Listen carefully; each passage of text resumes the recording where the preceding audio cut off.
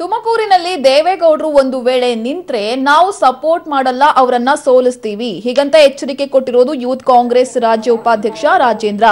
ಸಂಸದ ಮುದ್ದಹನುಮೇಗೌಡರಿಗೆ ಟಿಕೆಟ್ ಕೊಡಬೇಕು ಅಂತ ತುಮಕೂರಿನಲ್ಲಿ ಪ್ರೊಟೆಸ್ಟ್ ಮಾಡಿದ ಅವರು ಬೇರೆ ಯಾರಿಗಾದ್ರೂ ಟಿಕೆಟ್ ಕೊಟ್ರೆ ನಾಳೆ ವೋಟ್ ಕೇಳೋಕು ಕಷ್ಟ ಆಗುತ್ತೆ. ಸಮ್ಮಿಶ್ರ ಸರ್ಕಾರ ಏನಿದ್ರು ಬೇರೆ ಜಿಲ್ಲೆಗೆ, ನಮ್ಮ ಜಿಲ್ಲೆಗೆ ಕಾಂಗ್ರೆಸ್ ಮಾತ್ರ ಅಂತ ಹೇಳಿ ಗುಡುಗಿದ್ದಾರೆ. ಜೆಡಿಎಸ್ಗೆ ನಮ್ಮ ಕಾಂಗ್ರೆಸ್ ಪಕ್ಷದ ವರಿಷ್ಠರು ಬಿಟ್ಕೊಟ್ಟಿದ್ದಾರೆ. ಸನ್ಮಾನ್ಯ ಮುದ್ದಹನುಮೇಗೌಡರಿಗೆ ಹಾಲಿ ಸದಸ್ಯರಿದ್ದಾರೆ, ಅವ್ರಿಗೆ ಕೊಡಬೇಕು ಅಂತ ನಾವು ಕೇಳ್ಕೊಳ್ತಾ ಇದ್ದೀವಿ.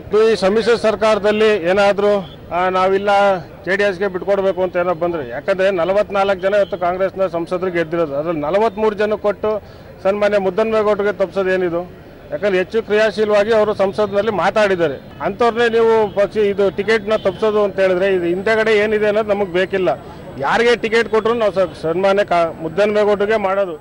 MLA ಚುನಾವಣೆ ಇರ್ಬೋದು, ಗ್ರಾಮ ಪಂಚಾಯತಿ ಜಿಲ್ಲಾ ಚುನಾವಣೆ ಇರ್ಬೋದು, ತಾಲೂಕ್ ಪಂಚಾಯತಿ ಜಿಲ್ಲಾ ಪಂಚಾಯತಿ ಬರೋದ್ರಿಂದ ಇಲ್ಲಿ ಕಾಂಗ್ರೆಸ್ನ ಅಭ್ಯರ್ಥಿಯಾದ ಸನ್ಮಾನ್ಯ ಮುದ್ದಹನುಮೇಗೌಡರಿಗೆ ಕೊಡಬೇಕು, ಅವ್ರನ್ನೇ ನಾವು ಗೆಲ್ಲಿಸ್ಕೊಡ್ತೀವಿ. ಬೇರೆ ಯಾರು ಗೆದ್ದಿರ್ತೀವಿ ನಾಳೆ ಬೆಳಿಗ್ಗೆ ನಾವು ಓಟ್ ಕೇಳೋದು ನಮಗೆ ಕಷ್ಟ ಆಗುತ್ತೆ.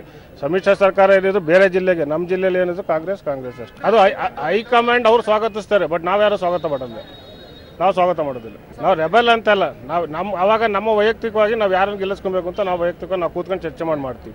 ನಾವು JDS ಮಾಡೋದಿಲ್ಲ, ಸೋಲಿಸ್ತೀವಿ.